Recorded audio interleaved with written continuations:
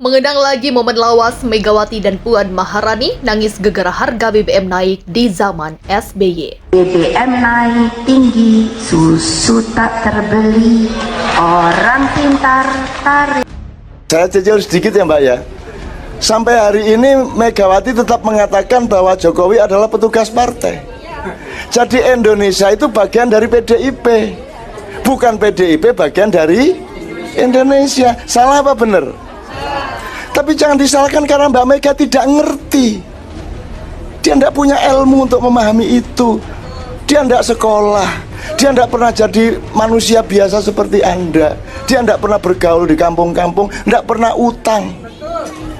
Tidak pernah ngerti sedihnya nggak bisa bayar sekolah. Sejak kecil beliau itu adalah anak presiden di istana.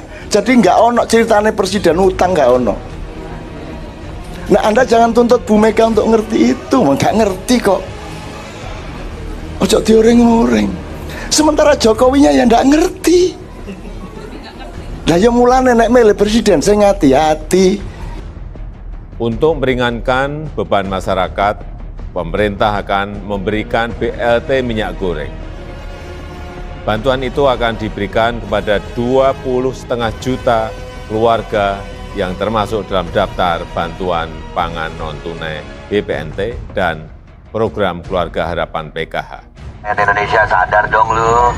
Ya ini udah korupsinya udah terang-terangan. Mereka udah mengaku ngatur harga minyak aja nggak bisa. HET itu dicabut lalu minyak langsung banyak dengan harga 2 kali lipat. Dan ini terang-terangan untuk merugikan rakyat. Yang rugi rakyat. Bahkan Megawati bisa ngomong untuk rebus-rebusan aja. Terus Bu, yang mau jualan bakwan itu bakwan direbus. Pisang goreng jadi pisang rebus. Coba dong mikir. Iya. Nah ini kan merugikan. Sudah lapangan kerja nggak ada, dikuasai oleh asing. Sekarang kita mau dipersulit lagi. Woi rakyat, bangun lu pade. Perubahan tidak bisa kita raih kalau kita cuma diskusi ruang berasi. Nggak bisa. Kita cuma rame di medsos doang, keluar-keluar di medsos doang. Nggak cukup keluar-keluar di medsos. Sekarang waktunya rakyat bangkit melawan, turun ke jalan. Allahu Akbar! Merdeka!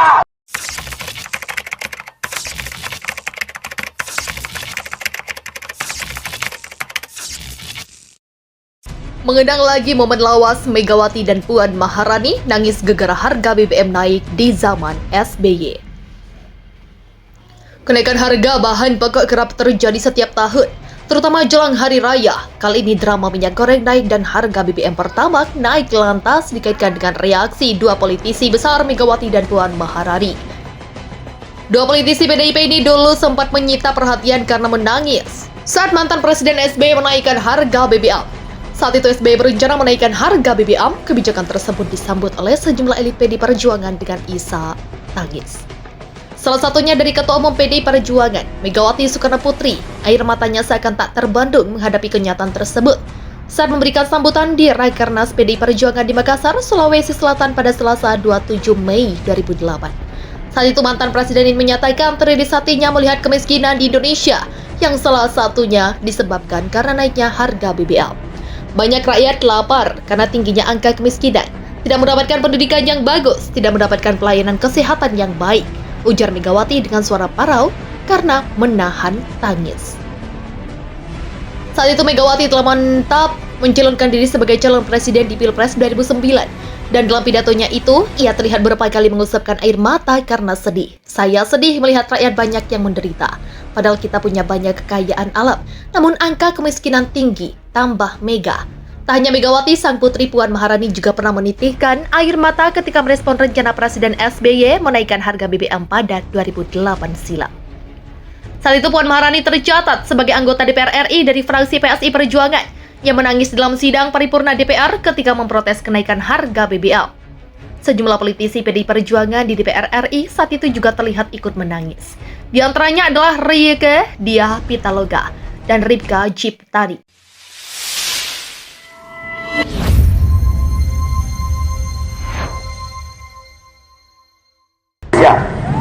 Hari ini undang-undang Omnibus Law sudah semakin banyak memakan korban. Jutaan pekerja menjadi pengangguran. Jutaan pekerja di PHK, diputus hubungan kerja dengan semena-mena atas dasar undang-undang Omnibus Law dan turunannya. Jutaan pekerja beralih status menjadi outsourcing, termasuk anak-anak bapak-bapak polisi yang ada di depan ini. Tidak ada lagi nanti akan diangkat menjadi karyawan tetap, tetapi mereka adalah pekerja-pekerja magang outsourcing yang tidak pernah jelas status hubungan kerjanya. Itu semua gara-gara undang-undang Omnibus Law. Hari ini ribuan rakyat Indonesia antri minyak goreng. Masa hanya demo aja? Nanti saya dibully. Saya nggak peduli. Hanya demo aja, ngerusak. Apakah ada di dalam aturan berdemo? Boleh saya kalau mau debat. Ada aturan dalam demo, diizinkan, karena ketika reformasi kita masuk ke dalam alam demokrasi. Ya, Daerahnya di Sumatera lagi. Asal tahu aja, Sumatera itu perkebunan kelapa sawitnya salah satu yang terbesar di Indonesia. Kok ada rakyatnya di tengah begitu besarnya perkebunan sawit, kok antri minyak goreng?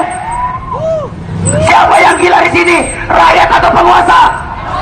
Rakyat atau penguasa? Penguasa. Goblok tidak? Kalau goblok berarti Jokowi. Jokowi lagi-lagi gagal. Kerjasama dengan partai politik yang lain, jajaran partai itu sudah siap. Itu yang dilakukan oleh partai, apalagi ini di tengah pandemi. Menjelang puasa, skala prioritas adalah turun ke bawah membantu rakyat, itu jauh lebih penting. Tetapi pada saat bersamaan proses kaderisasi kepemimpinan itu terus dilakukan. PD Perjuangan punya banyak stok pemimpin yang sudah dipersiapkan dengan baik. Mengelola minyak goreng aja nggak becus, minta 3 periode. Itu kan tidak tahu diri, tidak punya malu.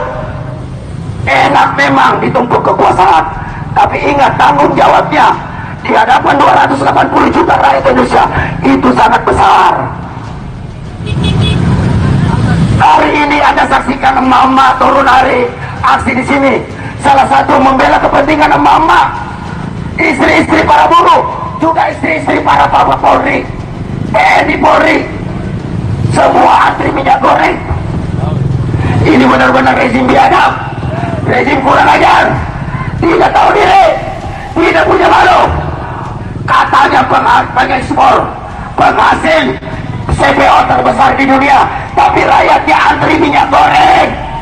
Ini memalukan.